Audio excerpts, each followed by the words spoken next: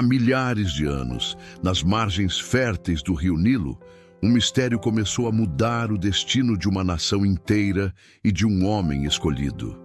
O faraó, soberano das duas terras, encontrava-se em pé à beira das águas calmas, observando o horizonte sob a luz suave da manhã.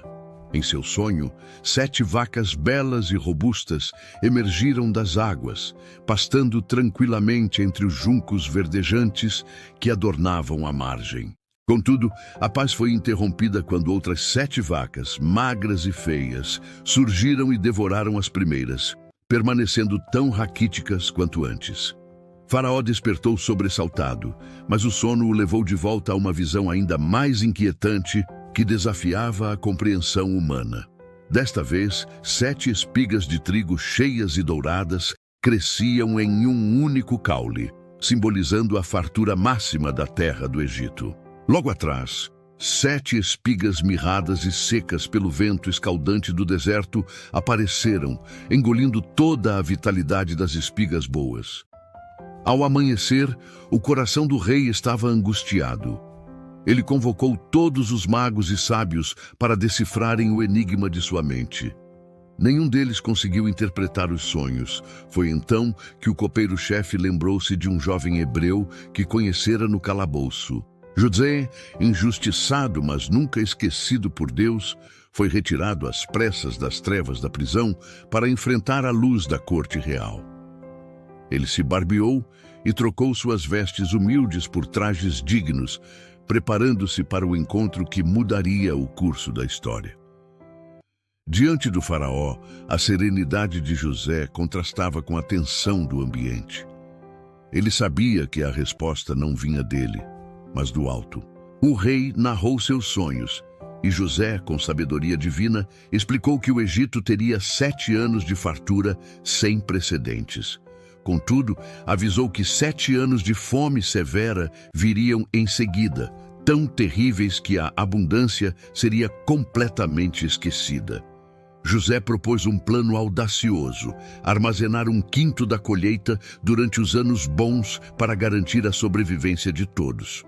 Maravilhado com a prudência do jovem, Faraó reconheceu que o Espírito de Deus habitava em José de uma forma única.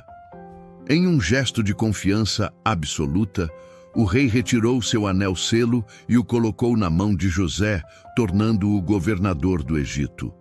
Com o colar de ouro ao pescoço e montado em uma carruagem real, José partiu para administrar a salvação de uma nação. Durante os 7 anos de fartura, as colheitas foram tão imensas que os celeiros transbordavam com o ouro da terra. José supervisionava pessoalmente a construção de silos gigantescos em cada cidade, estocando trigo como a areia do mar. Mas, como previsto, os anos de abundância chegaram ao fim, e o sol implacável começou a castigar o solo outrora generoso. A seca espalhou-se por toda a terra, e o gemido da fome começou a ecoar além das fronteiras do Império Egípcio. Enquanto o mundo sofria, no Egito havia pão. José ordenou que os celeiros fossem abertos para alimentar a população. Caravanas de lugares distantes cruzavam as areias escaldantes, buscando a vida que apenas a sabedoria de José pudera preservar. O jovem que outrora fora escravo e prisioneiro, agora era o salvador de muitos povos, agindo com a justiça de um verdadeiro líder. A história de José nos ensina que a sabedoria e a fé podem transformar as crises mais profundas em grandes oportunidades de salvação. Sob o céu eterno do Egito, o legado daquele que interpretou os sonhos do faraó permaneceu vivo por gerações. Pois não há sombra que a luz da verdade não possa dissipar, nem fome que a providência divina não possa saciar.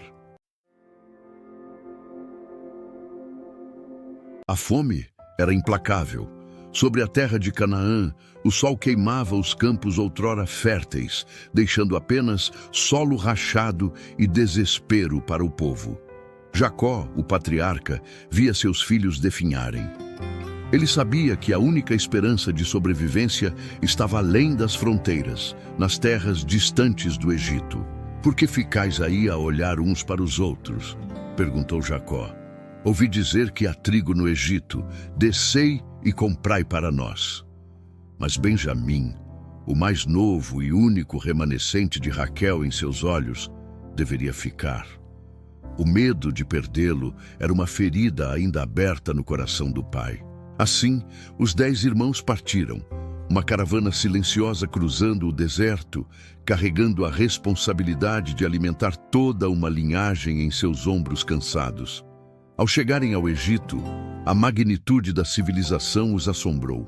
Templos colossais e mercados vibrantes contrastavam com a morte que deixaram para trás. Eles foram levados diante do governador da terra. Mal sabiam eles que o homem poderoso diante de quem se curvaram era o irmão que venderam. José os reconheceu instantaneamente, mas manteve o disfarce. Ele lhes falou com dureza, testando o caráter daqueles que um dia o traíram. "Vós sois espiões!" bradou ele através de um intérprete. "Viestes para ver a nudez da nossa terra e descobrir nossas fraquezas." Os irmãos negaram veementemente, clamando serem homens honestos, todos filhos de um mesmo homem em Canaã. Mas José não cedeu facilmente. Para provar a verdade, ele os lançou na prisão por 3 dias. No silêncio do cárcere, o peso da consciência começou a esmagá-los. "Certamente somos culpados pelo que fizemos a nosso irmão", diziam uns aos outros, ignorando que José compreendia cada palavra de seu arrependimento. Ao ouvir a confissão, José retirou-se para onde não pudessem vê-lo. Ali, o rigor do governador deu lugar às lágrimas de um irmão saudoso. Voltando a eles, José impôs sua condição. Simeão seria mantido como refém até que voltassem com o irmão mais novo, Benjamim. Com o coração pesado, eles prepararam a partida. José ordenou que seus servos enchessem as sacas deles com o melhor trigo do Egito. Mas, secretamente, ele instruiu que o dinheiro de cada um fosse devolvido e colocado no topo de suas bagagens, um teste final de integridade. A jornada de volta foi marcada pelo silêncio. No caminho, ao pararem para descansar, um deles abriu sua saca para dar pasto ao animal. O brilho da prata sob a luz da lua os aterrorizou. "O que é isto que Deus nos fez?" exclamaram, temendo serem acusados de roubo. Ao chegarem a Canaã, o relato foi amargo.